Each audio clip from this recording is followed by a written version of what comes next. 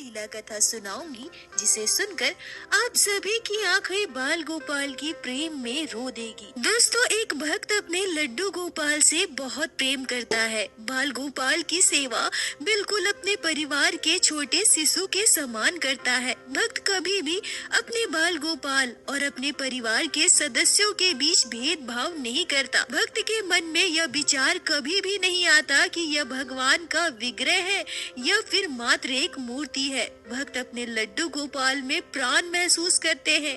भक्त कदम कदम पर अपने लड्डू गोपाल की लीलाओं को अनुभव करते हैं। पर क्या दोस्तों, सच में लड्डू गोपाल किसी भक्त के लिए अशुभ हो सकते हैं?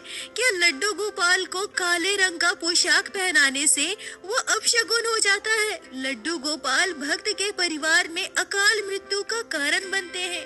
क्या लड्डू गोपाल का शिव विग्रह अपशगुन मूर्ति में परिवर्तित हो जाता है? लड्डू गोपाल को काले रंग की पोशाक पहनाने से, काले रंग के किसी भी वस्तु को धारण कराने से क्या लड्डू गोपाल एक अपशगुन भगवान की मूर्ति बनकर रह जाते हैं, परिवार में अकाल मृत्यु करवाते हैं? दोस्तों, आज ऐसे ही एक लीला कथा आप सभी को मैं सुनाने वाली हूँ। आज की यह लीला कथा को आप सभी पूरा बिल्कुल श्रद्धा भाव से श्रवण कीजिएगा। वीडियो के अंत में आपकी आंखों में अपने आप आंसू आ जाएंगे। आशा करती हूँ दोस्तों, आज की यह लीला कथा आपके हृदय को स्पर्श करेगी। आज की यह लीला कथा हमारे साथ शेयर की है पश्चिम बंगाल में रहने वाली गुनगुन चंद्रा जी ने। गुनगुन जी हमसे कहती हैं कि मैं एक गरीब परिवार की लड़की हूँ। मेरे मायके में मेरे मम्मी पापा, मैं और मेरी एक दीदी थी। मेरी दीदी मुझसे लगभग 9 साल की बड़ी थी। हमारा कोई भाई नहीं था। मेरी दीदी तो बड़ी थी, इस बात को वो समझती थी। पर जब मेरी उम्र 5 वर्ष थी तब मैं एक दिन बहुत जिद करने लगी। मुझे भी भाई चाहिए। सबके भाई है, मेरा कोई भाई क्यों नहीं है? मुझे आज भी याद है, उस दिन रक्षाबंधन का दिन था। सभी अपने अपने भाइयों को राखी बांध रहे थे। मैं बहुत रो रही थी, अपने मम्मी पापा से जिद कर रही थी कि हमारा भाई क्यों नहीं है, क्योंकि जहां हम रहते थे वहां लगभग सभी के घर लड्डू गोपाल विराजित थे। हम किराए के कमरे में रहते थे। हमारा घर उतना बड़ा नहीं था, इसलिए मेरी मम्मी कभी भी हमारे घर लड्डू गोपाल की सेवा नहीं ले पाई। मेरी मम्मी के मन में श्रद्धा भक्ति हमेशा से थी। मेरी मम्मी पूजा पाठ किया करती थी। पर उस दिन जब मैं बहुत रोने लगी, भाई के लिए जिद करने लगी, तब मेरी मम्मी उसी दिन लड्डू गोपाल को अपने पुत्र के रूप में हमारे घर लेकर आई और हम दोनों बहनों ने उसी दिन से लड्डू गोपाल को अपना भाई मान लिया और बाल गोपाल की सेवा हमारे घर में बड़े ही श्रद्धा भाव से होने लगी। मेरे मम्मी पापा, हम दोनों बहनें लड्डू गोपाल से बहुत प्रेम करते थे। गुनगुन जी कहती हैं कि हम बहुत गरीब थे। मेरे पापा दूसरे की दुकान में काम करते थे। हम किराए के कमरे में रहते थे। हमारे पास बहुत ज्यादा सुख सुविधाएं नहीं थी, पर इतनी गरीबी के बीच भी मेरे मम्मी पापा ने हम दोनों बहनों को पढ़ाया लिखाया। हमें कभी भी खाने पीने की किसी चीज की कमी नहीं होने दी। हमारा छोटा सा परिवार खुशहाल था। मैं स्कूल में थी और मेरी दीदी कॉलेज में पढ़ाई करने लगी। कॉलेज में पढ़ाई के दौरान ही मेरी दीदी की मुलाकात मेरे जीजा जी से हुई। उन्होंने एक दूसरे को पसंद किया और घर पर शादी की बात की। क्योंकि मेरे पापा बहुत गरीब थे, बहुत ज्यादा दान दहेज नहीं दे पाते, उन्होंने अपने सामर्थ्य के अनुसार सब कुछ दिया। अच्छे से धूमधाम से मेरी दीदी की शादी हुई। पर मेरी दीदी की सासू माँ मेरी दीदी को बिल्कुल भी पसंद नहीं करती थी। उन्हें दहेज में बहुत सारे पैसे, बहुत सारा सामान चाहिए था जो मेरे पापा नहीं दे पाए। इस वजह से वो शुरू से ही मेरी दीदी से सीधे मुंह बात तक नहीं करती थी। हमेशा चिढ़ी रहती थी, लड़ाई झगड़ा करती थी। पर मेरे जीजा जी बहुत अच्छे थे, मेरी दीदी का बहुत अच्छे से ध्यान रखते थे। दीदी के शादी हो जाने के बाद हमारा परिवार बिल्कुल सूना हो गया था। पापा अपने काम पर चले जाते थे। स्कूल के बाद जब मैं घर पर रहती थी तो मैं और मेरी मम्मी मिलकर लड्डू गोपाल की सेवा किया करते थे। लड्डू गोपाल के लिए तरह तरह की पोशाकें बनाते थे, सुंदर सुंदर ज्वेलरी बनाते थे, बाल गोपाल का सुंदर श्रृंगार करते थे। मम्मी को लड्डू गोपाल की सेवा करते देख धीरे धीरे मेरे मन में बाल गोपाल के लिए इतनी श्रद्धा भक्ति आ गई थी कि अब तो मम्मी से ज्यादा लड्डू गोपाल की सेवा मैं ही करने लगी थी। ऐसे ही समय बीत रहा था। मेरे 10वीं की परीक्षा हो गई थी। बोर्ड का एग्जाम खत्म होने के बाद मैं अपनी दीदी के घर 2 दिनों के लिए घूमने गई थी। इधर मेरे मम्मी पापा पूर्णिमा स्नान के लिए कलकत्ता में स्थित गंगा घाट गए थे। सब कुछ बहुत अच्छे से चल रहा था, पर अचानक से हमारे साथ कुछ ऐसा बुरा हो जाएगा यह हमने कभी सपने में भी नहीं सोचा था। गंगा स्नान के बाद जब मेरे मम्मी पापा घर वापस आ रहे थे तो उनके साथ एक बहुत ही दर्दनाक दुर्घटना घटी। जिस बस में मेरे मम्मी पापा सवार थे वो बस दुर्घटनाग्रस्त हो गई। दुर्घटना इतना भयानक था कि बस के परखच्चे उड़ गए। मेरे मम्मी की मौत तो दुर्घटना स्थल पर ही हो गई, जबकि अस्पताल ले जाने के दौरान मेरे पापा की भी मृत्यु हो गई। गुनगुन जी कहती हैं कि जैसा कि मैंने आप सभी को बताया कि दुर्घटना जब घटी थी उस समय मैं अपने दीदी के घर पर थी। जब हमें इस दुर्घटना के बारे में पता चला तो मुझे ऐसा लगा जैसे मेरी दुनिया ही खत्म हो चुकी हो। एक लड़की जिसका इस जगत संसार में उसके माता पिता के अलावा और कोई ना हो, अगर उसके मम्मी पापा का साथ उससे छिन जाए, अगर उसके मम्मी पापा उसे छोड़कर हमेशा के लिए इस दुनिया से चले जाए, तो जरा सोच कर देखिए उस लड़की पर क्या बीतेगी। इस संसार में मैं बिल्कुल अकेली पड़ गई थी। मेरी आंखों के आगे अंधेरा सा छा गया था।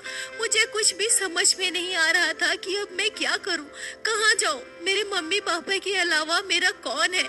मेरे जीजा जी भी छोटी सी कंपनी में जॉब करते थे। उनकी सैलरी भी बहुत ज्यादा नहीं थी और ऊपर से उन्होंने अपने पसंद से मेरी दीदी से शादी की थी। दीदी भी बहुत सारे दान दहेज लेकर अपने ससुराल नहीं गई थी। इस वजह से मेरी दीदी की सासू माँ तो पहले से ही बहुत नाराज रहा करती थी। दिन रात मेरी दीदी से लड़ाई करती थी। मेरी दीदी को बहुत सारे ताने देती थी। मेरी दीदी चुपचाप सब कुछ सह लेती थी और इधर अब मेरी दीदी के सर पर मेरा बोझ, क्योंकि मेरी दीदी के अलावा मेरा और कोई नहीं था। उस समय मेरी उम्र मात्र 15 साल थी। मैं अकेले रह सकूं, अपना खर्च उठा सकूं, इतनी सामर्थ्यता मुझ में नहीं थी। न चाहते हुए भी मुझे अपनी दीदी के घर रहने के लिए जाना पड़ा। मैं अपने लड्डू गोपाल के साथ अपनी दीदी के घर चली गई। मैं तो बस 2 दिनों की छुट्टियां बिताने के लिए अपनी दीदी के घर गई थी। मुझे नहीं पता था कि मेरे जीवन में इतना बड़ा तूफान आएगा। मेरा जीवन अचानक से बदल जाएगा और मुझे इस तरह से अपने दीदी के घर रहने जाना पड़ेगा। अब जब मैं अपने दीदी के घर गई तो मेरे दीदी की सासू माँ के ताने और बढ़ गए। मेरी दीदी के साथ साथ वो मेरे जीजा जी से भी लड़ाई किया करती थी। और सबसे दुखद बात तो यह थी कि मेरी दीदी की सासू माँ उनके घर लड्डू गोपाल की सेवा होने देना ही नहीं चाहती थी। और इस बात से मैं बिल्कुल डर गई थी, मैं बिल्कुल सहम गई थी। मेरे जीजा जी की माँ उनसे कहती थी कि एक तो तुम्हारी सैलरी इतनी कम है, इतने कम पैसों में हमारा खर्चा ही मुश्किलों से चलता है, ऊपर से तुम इस लड़की को घर लेकर आए हो, अब इसका खर्चा उठाना पड़ेगा। ये लड़की है, कल को इसकी शादी करने पड़ेगी, कहाँ से करोगे इतना सब कुछ। ऊपर से ये अपने साथ लड्डू गोपाल की मूर्ति भी लेकर आई है। तुम्हें पता है ना हमारे घर प्याज लहसुन बनता है और लड्डू गोपाल की मूर्ति की सेवा कितना कठिन होता है। हमारे घर में ये सब नहीं चलेगा। क्या जरूरत है ये सब करने की। खुद आई है ऊपर से एक झमेला लेकर आई। हम लोग प्याज लहसुन खाते हैं, ये क्या चाहती है कि हमारे घर में कोई अपशगुन हो जाए। मेरी दीदी की सासू माँ मेरे जीजा जी को डांटते हुए कहती है कि देखो अनुज, लड़की हमारे घर में रह रही है, इसकी मजबूरी है, चलो ठीक है, एक बार के लिए हम मान भी लेते हैं, पर हमारे घर लड्डू गोपाल की मूर्ति की सेवा नहीं होगी। हम प्याज लहसुन खाते हैं, हम अपने घर इतना बड़ा पाप नहीं कर सकते। लड्डू गोपाल अगर हमारे घर में रहेंगे तो बहुत बड़ा अपशगुन हो जाएगा। तुम क्यों नहीं समझते। इस मूर्ति को अभी के अभी किसी मंदिर में दान कर दो या किसी नदी में प्रवाहित कर दो। मैं अपने घर लड्डू गोपाल की सेवा नहीं होने दूंगी। गुनगुन जी कहती है कि मैं बहुत ज्यादा बड़ी नहीं थी, पर इतनी समझ तो मुझ में थी कि मेरी वजह से मेरी दीदी के ससुराल में कितना कलेश हो रहा है। मेरी दीदी को, मेरे जीजा जी को कितने ताने सुनने पड़ रहे हैं। मैं सब कुछ समझती थी, पर मैं क्या करूं, मैं लाचार थी। गुनगुन जी कहती है कि मैं जब भी अपने लड्डू गोपाल की सेवा करती थी, मैं खुद को अपने मम्मी के करीब महसूस करती थी। मुझे ऐसा लगता था कि मेरी मम्मी मेरे आसपास है। लड्डू गोपाल के स्नेह में मुझे मेरे मम्मी पापा महसूस होते थे। गुनगुन जी कहती है कि मैं अपने जीजा जीजा जी और उनकी मम्मी से कहती हूँ कि लड्डू गोपाल की सेवा करने से कभी कोई अपशगुन नहीं होता। आप लोग ये बातें अपने दिमाग से निकाल दीजिए और मैं आप सभी को यकीन दिलाती हूँ कि बाल गोपाल की सेवा से कभी भी आपको कोई दिक्कत नहीं होगी। और रही बात प्याज लहसुन खाने की, तो मैं आपके घर का कुछ भी अपने बाल गोपाल को भोग नहीं लगाऊंगी। मैं बस अपने लड्डू गोपाल को मिश्री बतासे का भोग लगा दिया करूंगी। पर कृपया करके मेरे लड्डू गोपाल को मुझसे दूर मत कीजिए। कृपया मुझे लड्डू गोपाल की सेवा करने दीजिए। यह कहकर मैं फूट फूट कर रोने लगी। मेरा इतना रोना देखकर मेरी दीदी भी खूब रोई थी। मेरी दीदी को और मुझे इतना रोते देखकर, लड्डू गोपाल के प्रति मेरे मन में श्रद्धा भाव देखकर मेरे जीजा जी अपने मम्मी से कहते हैं, मम्मी देखो गुंजन क्या कह रही है, वो तो हमारे घर का बना हुआ कुछ भी लड्डू गोपाल को भोग नहीं लगाएगी, वो मिश्री बतासे का भोग लगा दिया करेगी। देखो ना मम्मी कितनी रो रही है गुनगुन, करने दो ना इसे लड्डू गोपाल की सेवा, अब तो तुम्हारी शिकायत भी दूर हो गई है ना। और ऐसा कहकर मेरे जीजा जी सबके सामने मुझसे कहते हैं, गुनगुन तुम्हारे लड्डू गोपाल कहीं नहीं जाएंगे, तुम इसी तरह से हमारे घर पे बाल गोपाल की सेवा करना। गुनगुन जी कहती हैं कि अब मेरे जीजा जी ने जब सबके सामने यह बात कह दी तो मेरी दीदी की सासू माँ भी कुछ न कह सकी, पर वो बिल्कुल भी नहीं चाहती थी कि लड्डू गोपाल की सेवा उनके घर पे हो। पहले तो हमें यही लगा था कि लहसुन प्याज घर पे बनता है, इसी वजह से लड्डू गोपाल की सेवा करने से मुझे रोका जा रहा है। पर मुझे लड्डू गोपाल की सेवा से रोकने का सबसे बड़ा कारण तो कुछ और ही था। दरअसल मेरी दीदी की एक ननद थी जो मेरी ही हम उम्र थी। उसकी रुचि न तो घर के काम में थी न ही पूजा पाठ करने में। मेरी दीदी के ससुराल में जब भी उनके पड़ोसी या नाते रिश्तेदार कोई भी आता था और मुझे लड्डू गोपाल की सेवा करते देखता था, घर के कामों में अपनी दीदी की मदद करते हुए देखता था, तो सभी मेरी तारीफ किया करते थे। सभी मेरी दीदी की सासू माँ को यह तक कहा करते थे कि पायल को कहिए गुनगुन के साथ रहे, गुनगुन बहुत अच्छी और संस्कारी लड़की है। देखिए ना इतनी छोटी सी उम्र में लड्डू गोपाल की सेवा कर रही है, ठाकुर जी के लिए उसके मन में कितनी श्रद्धा भक्ति है। पायल से कहिए गुनगुन से कुछ सीखे। गुनगुन जी कहती है कि जब कोई भी मेरी तारीफ करता था तो मेरी दीदी की सासू माँ और उनकी बेटी पायल बहुत चिढ़ जाती थी और मुझे लड्डू गोपाल की सेवा से रोकने के लिए नए नए बहाने ढूंढती थी। पर अब तो मेरे जीजा जी ने मुझे लड्डू गोपाल की सेवा की इजाजत दे दी थी। अब मेरी दीदी की सासू माँ भी लड्डू गोपाल की सेवा से मुझे नहीं रोक पा रही थी। तब उन्होंने एक नई तरकीब सोची। एक नास्तिक जिन्होंने कभी लड्डू गोपाल की सेवा न किया हो, वो भी शायद हमारे ठाकुर जी के बारे में इतना बुरा नहीं सोच सकता।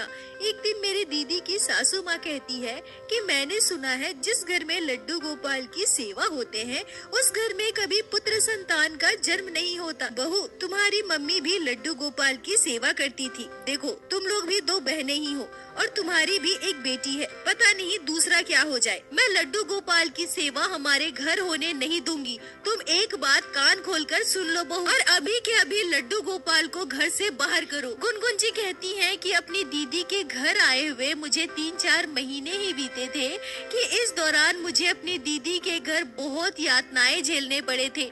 बार बार लड्डू गोपाल की सेवा के लिए मुझे रोका जाने लगा था। बार बार नए नए तरीके ढूंढकर मेरे लड्डू गोपाल को घर से निकालने की बात कही जा रही थी। अब मैं क्या करूं? मेरे जीजा जी अपने ऑफिस के काम से 2 दिनों के लिए बाहर गए हुए थे।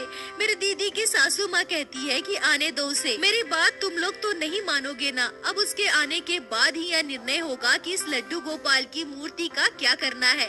गुंजन जी कहती है कि अब मैं बहुत डर गई थी। मुझे पूरा यकीन हो चुका था कि अब मेरे बाल गोपाल मेरे पास नहीं रहेंगे। पर गुनगुन जी कहती है कि मुझे कहीं न कहीं इस बात का यकीन हो चुका था कि जब इंसान को इस बात का पता चलेगा कि लड्डू गोपाल की सेवा करने से पुत्र संतान नहीं होंगी, जो कि पूरी तरह से गलत है, तब मेरे जीजा जी मेरे साथ नहीं देंगे।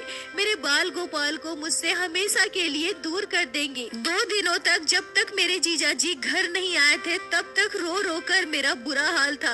मैं बाल गोपाल के आगे बैठकर घंटों रोया करती थी। उस दिन मैं अपने मम्मी पापा के लिए बहुत रोई थी। अपने लड्डू गोपाल से बहुत शिकायत कर रही थी। अगर मेरे मम्मी पापा मेरे पास होते तो ऐसा कभी नहीं होता। मैं अपने घर में अपने मम्मी पापा के साथ खुशी खुशी रहती, अपने लड्डू गोपाल की सेवा कर पाती। मेरे मम्मी पापा नहीं है ना, इसी वजह से मुझे इतना दुख झेलना पड़ रहा है। गुनगुन जी कहती है कि एक बात मैं आप सभी को बता दूं कि उस समय मेरी दीदी गर्भवती थी, उनका 8वां महीना चल रहा था और इसी वजह से ये सारी बातें मेरी दीदी की सासू माँ कह रही थी। उन्हें ऐसा लग रहा था कि ये सही मौका है लड्डू गोपाल की सेवा से मुझे दूर करने का, जिससे लोग मेरी तारीफ न कर पाए और उनकी बेटी पायल की तुलना मुझसे ना की जाए।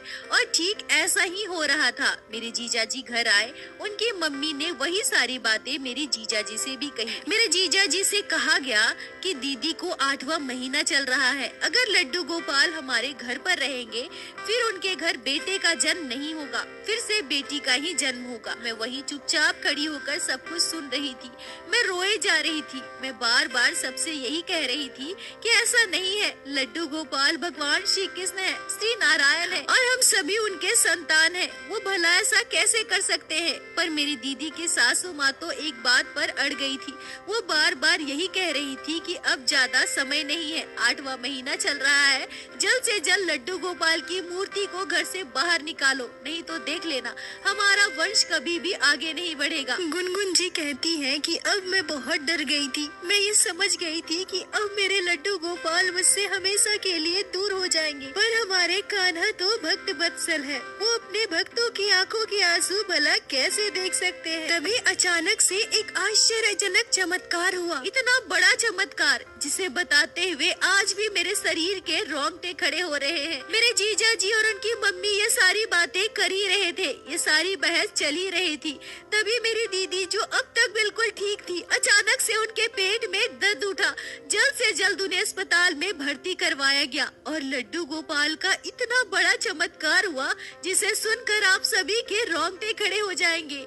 8वें महीने ही बिना किसी तकलीफ के मेरे दीदी ने एक सुंदर से प्यारे से बेटे को जन्म दिया। इतना बड़ा चमत्कार शायद मेरे लड्डू गोपाल सभी को यह बताना चाहते हो कि ये सारी धारणाएं गलत है। गुनगुन जी रोते हुए कहती है कि दीदी मुझे लगता है कि जितना प्रेम मैं अपने लड्डू गोपाल से करती हूँ उससे भी कई ज्यादा प्रेम मेरे बाल गोपाल मुझसे करते हैं। मेरे कन्हैया मुझे छोड़कर जाना ही नहीं चाहते, वो मेरी आंखों में आंसू नहीं देख पा रहे थे, इसलिए मेरे लड्डू गोपाल ने इतनी बड़ी लीला की। मेरी दीदी की सासू माँ बिल्कुल चुप रह गई, वो बिल्कुल सन्न थी। लड्डू गोपाल को घर से निकालने का जो यह तरीका था वो भी खत्म हो चुका था। अब उनके पास ऐसा और कोई बहाना नहीं था जिससे वो मेरे लड्डू गोपाल को घर से बाहर कर सके। सभी बहुत खुश थे। घर पे एक छोटा सा बच्चा आया था। बच्चे की छठी मनाने की तैयारी चल रही थी। बहुत सारे मेहमान को आमंत्रित किया गया था। मैं भी बहुत खुश थी कि अब मेरे लड्डू गोपाल मुझसे दूर कभी नहीं जाएंगे। पर अभी भी मेरी दीदी के सासू माँ के मन में मेरे लड्डू गोपाल के विरुद्ध इतनी गलत भावनाएं चल रही थी, इसका आभास तो मुझे बिल्कुल भी नहीं था। गुनगुन जी कहती है कि सभी छठी में नए नए कपड़े पहनने वाले थे, पर मेरे लड्डू गोपाल के पास तो कोई भी नया कपड़ा नहीं था। मैं अपने बाल गोपाल को नई पोशाक कैसे पहनाऊं? क्योंकि मैं अपने जीजा जी के घर पे रहती थी, उनकी सैलरी भी बहुत ज्यादा नहीं थी, इसलिए मैं कभी भी अपने लड्डू गोपाल का पोशाक लाने के लिए अपने जीजा जी को नहीं कहती थी। मैं खुद से सिलकर अपने हाथों से बाल गोपाल के लिए पोशाक बनाती थी। पर उस समय मेरे पास ऐसा कोई नया पोशाक नहीं था जो मैं बाल गोपाल को पहना सकूं। हर एक कृष्ण भक्त की तरह मेरे मन में भी यही भाव चल रहा था कि घर पे इतना बड़ा उत्सव है, बहुत सारे मेहमान आने वाले हैं, मेरे बाल गोपाल का मैं सुंदर श्रृंगार करूंगी, नई पोशाक पहनाऊंगी। पर मैं अपने बाल गोपाल को क्या पहनाऊं, ये सोचकर मैं परेशान थी। तभी मुझे ऐसा महसूस हुआ जैसे मेरे कन्हैया मुझसे कह रहे हो, मुझे भी नई पोशाक चाहिए, मुझे भी नई पोशाक पहननी है, मेरा भी सुंदर श्रृंगार करो, मुझे बहुत सुंदर दिखना है। लड्डू गोपाल की ओर देखकर मेरी आंखें नम हो रही थी। दोस्तों, जो भक्त लड्डू गोपाल की सेवा करते हैं वो यह बात भली भांति समझ पाएंगे कि हमारे बाल गोपाल अपने भक्तों के साथ कितनी लीलाएं करते हैं। हमारे लड्डू गोपाल को कौन सी पोशाक पहननी है, कब उन्हें किस चीज का भोग लगाना है, ये सारी बातें लड्डू गोपाल के भक्त के मन में खुद ब खुद आ जाती है। बाल गोपाल अपने भक्त को यह महसूस करवा देते हैं। गुनगुन जी मुझसे कहती है कि दीदी मेरे साथ भी बिल्कुल ऐसा ही हुआ था। अचानक से मुझे ऐसा लग रहा था जैसे मेरे लड्डू गोपाल ने मेरे मन में यह बात डाल दी हो। अचानक से मुझे याद आया कि मेरे पास एक काले रंग का बहुत ही सुंदर सा कपड़ा रखा हुआ है। मुझे मन ही मन यह महसूस हो रहा था जैसे लड्डू गोपाल मुझसे कह रहे हो कि मुझे इस कपड़े की पोशाक बनाकर पहनाओ ना, मुझे आज काले रंग की पोशाक पहननी है। मैंने तुरंत लड्डू गोपाल के लिए उस काले रंग के कपड़े से एक सुंदर पोशाक बनाया और बाल गोपाल को धारण करवा दिया। लड्डू गोपाल का सुंदर श्रृंगार करके उन्हें सुंदर पोशाक पहनाकर मैं बहुत खुश थी। घर पर बहुत सारे मेहमान आए थे। सभी मेरी दीदी और बच्चे को आशीर्वाद दे रहे थे और साथ ही साथ सभी मेरे बाल गोपाल के दर्शन करके बहुत खुश हो रहे थे। सभी मेरे लड्डू गोपाल की बहुत तारीफ कर रहे थे। अच्छे से सब कुछ हो गया, खाना पीना हो गया, सभी अपने अपने घर चले गए। रात के लगभग 9:30 बज चुके थे। मेरे जीजा जी अपने किसी मेहमान को छोड़ने के लिए बस स्टैंड पर गए थे, पर तभी घर वापसी के समय उनके साथ एक दुर्घटना घट गई। वो बाइक से गिर गए, पर लड्डू गोपाल की कृपा से वो सुरक्षित थे। उन्हें ज्यादा चोट नहीं आई। पर ये क्या, जीजा जी के घर आते ही जब सभी को इस घटना के बारे में पता चला तो अचानक से मेरी दीदी की सासू माँ भड़क गई। वो चिल्लाकर मुझे बुलाने लगी। मैं जैसे ही उनके पास गई वो गुस्से में डांटते हुए मुझसे कहती है कि देख लिया, हो गया ना, कर लिया तुम्हें जो करना था। अरे तुम पागल हो क्या? इतने शुभ दिन में तुम लड्डू गोपाल को काले रंग की पोशाक पहनाई हो। तुम्हें नहीं पता काला रंग भगवान की मूर्ति को नहीं पहनाना चाहिए, यह कितना अशुभ होता है। लड्डू गोपाल की मूर्ति अब अपशुगुन हो चुकी है और घर पे अकाल मृत्यु हो जाती है। तुम्हें पता है अकाल मृत्यु किसे कहते हैं? और तुम क्या चाहती हो? तुम यह चाहती हो क्या कि घर में सब कोई मर जाए और तुम और तुम्हारी बहन इस घर पर राज करो? जैसा तुमने अपने मम्मी पापा को खाया है, तुम चाहती हो कि हम सभी मरकर खत्म हो जाएं। देखा, तुमने कर दिया ना जो करना था। लड्डू गोपाल की मूर्ति को काला पोशाक पहना दी और आज मेरे बेटे के साथ इतनी बड़ी घटना घट गई। वो तो भगवान की कृपा से मेरा बेटा बच गया। अगर इसे कुछ भी हो जाता ना तो मैं तुम्हें नहीं छोड़ती। गुनगुन जी कहती है कि मेरी दीदी की सासू माँ झुंझलाकर कहती है, अब 1 मिनट भी इस मूर्ति को हमारे घर में मैं बर्दाश्त नहीं करूंगी। इसे अभी के अभी मंदिर से उठाओ, बाहर निकालो, मेरी नजरों से दूर करो। कल मैं इसका बंदोबस्त करती हूँ।